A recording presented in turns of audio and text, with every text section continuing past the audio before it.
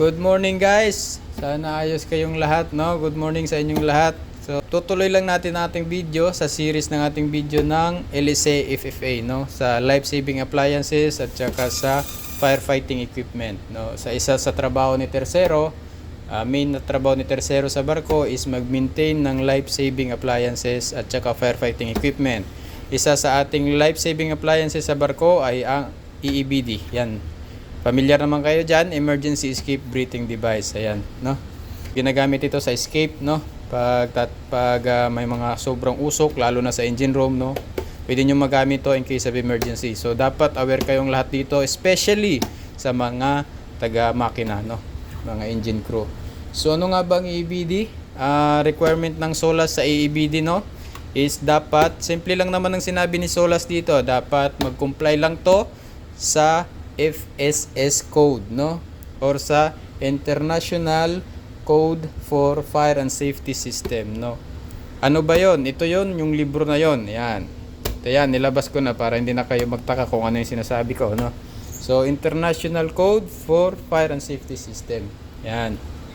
Tapos, ano bang ibig sabihin nun? Ano ba ang gusto ni FSS code para kay EEBD? Ang sabi ni FSS code ay dapat ang EEBD ay hindi pwedeng gamitin, no, sa firefighting. So hindi ito guys ang gagamitin sa firefighting kundi ang ating ECBA, no, ang ating breathing apparatus, no. Self-contained breathing apparatus. 'Yun ang ginagamit natin sa firefighting. Hindi ito pwede. Sa pagtakas lang ito guys, no, sa pagtakas sa usok, lalo sa makina, hindi ito gagamitin sa firefighting, no, madidisgrasya kayo diyan. So, pangalawa ang sabi ng FSS code para kay EBD, dapat kaya niyang i-cover, no, yung muka, nose, mouth completely sealed, no. Dapat kaya niyang i-cover yung mata mo, yung muka, yung ilong, yung bibig mo, completely sealed dapat, no. At pangatlo, ang sabi ni ang requirement para kay EBD is may service duration siya na at least 10 minutes, no? Dapat tumagal ito ng at least 10 minutes, no? Kahit bilisan mo yung paghinga mo, dapat umabot siya ng 10 minutes, no? Para makatakas. So, as a third mate sa barko, no, ikaw ang in charge dito sa pag-maintain nito, no? Sabi ko nga dati, ikaw ang deputy ni chief mate sa mga safety equipment, so ikaw ang in charge sa maintenance. So, ano ang chine-check mo dito sa monthly? Every month, chine-check mo to. Ano ang chine-check dito? So, una, syempre, yung location niya. Dapat, as per sa ating fire plan, doon to nakalagay to sa tamang lagayan. Ano? Tapos, to required din ng SOLAS to na at least meron kang dalawa sa akomodasyon. No? Hindi lang sa makina lahat to. So, meron at least dalawa sa akomodasyon as per SOLAS. Then, ang i-check mo pang isa, ay syempre, ang i-check mo dito ay yung pressure niya. Yan. Mapapansin nyo guys, nasa green pa siya. Yan. Yan, sana klaro, no? Nasa green siya na pressure. So, pag napunta na yan sa pula, so hindi na pwede yun guys, no? Hindi na pwedeng gamitin yun. Pangatlong i-check mo, sa monthly mo, is yung IMO symbol, tsaka yung, ano niya, dunning instruction, no? Paano pagsuot. So, ipapakita ko dito sa bridge, meron kasi kami. Ito kasi guys, for training purpose lang to na EBD, no? Hindi ito yung mga nandun sa makina na talagang ginagamit. So, ipapakita ko sa inyo yung IMO symbol at saka yung dunning instruction niya na yan, dapat nakatabi siya rito sa box na to, no? For EBD. Yan. IMO symbol at saka dunning instruction. So, EBD pala dito sa barko na to. So, meron akong ibang barko na nasakyan na pwedeng i-recharge. So, ito hindi pwede to i-recharge, no?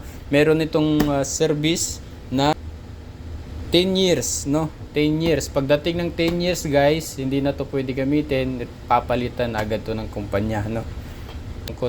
Yung iba kasi pwedeng i-charge, no? Ito hindi pwede. So, 10 years replacement agad to, no? Tapos, paano nga ba gamitin ito? So, syempre may instruction tayo sa harap, no? Kung paano gamitin, so mas madali siyang maintindihan. Pero in case of emergency, syempre hindi ka naman pwedeng magbasa dyan ng matagal. So, kailangan dapat marunong ka rin gumamit, no? Simple lang naman to guys. Tatanggalin mo lang to, yung sa box niya. Ayan. Tatanggalin mo lang siya, lalabas mo siya sa box niya. Tapos, itong iba't ibang barko guys, iba't ibang klase ng ABD baka magtaka kayo. So, ito lang dito sa amin, sa barko namin, no. So, ang instruction niya, tanggalin lang to. Pagkatanggal mo niyan, tatanggalin mo tong yellow na parang sling niya. Yan. Ilalagay mo diyan sa neck mo, no. Tapos, automatic, magre-release na tong pag hinila mo itong gamit sa loob, pag hinila mo na siya. So, automatic magre-release na siya ng hangin, no. Kaya ilalagay mo na agad yung cover mo sa mukha, yung face mask nito, no. Yung face mask niya ilalagay mo na agad sa mukha mo, tapos i-sealed mo na agad. Kasi lalabas na agad yung oxygen niya sa loob, no. So ganun lang kasimple yun guys, hindi natin pwede testing to ngayon nilabas kasi nga lalabas yung hangin agad. Ayan yung pressure na sinasabi ko, dapat nasa green yan. Serviceable pa naman siya. So yun lang, no, sa EBD, monthly checks at saka yung requirement ng EBD. Sana may nakuha na naman kayong bagong idea or na-refresh kayo, no. So kung gusto niyo ng marami pang detalye about sa equipment na to or sa life-saving appliances na to, then pwede kayong magbasa ng ating, syempre, SOLAS at saka requirement niya sa International Code for Fire Safety System. So yun. Ayun, maraming salamat, no. At saka kung mga bago lang kayo dyan, pwede kayong mag-subscribe sa akin kasi iisa-isahin natin yung mga life-saving appliances at saka firefighting equipment sa barko para pag naging tersero na kayo, ready na kayo. So maraming salamat at saka God bless sa inyong lahat.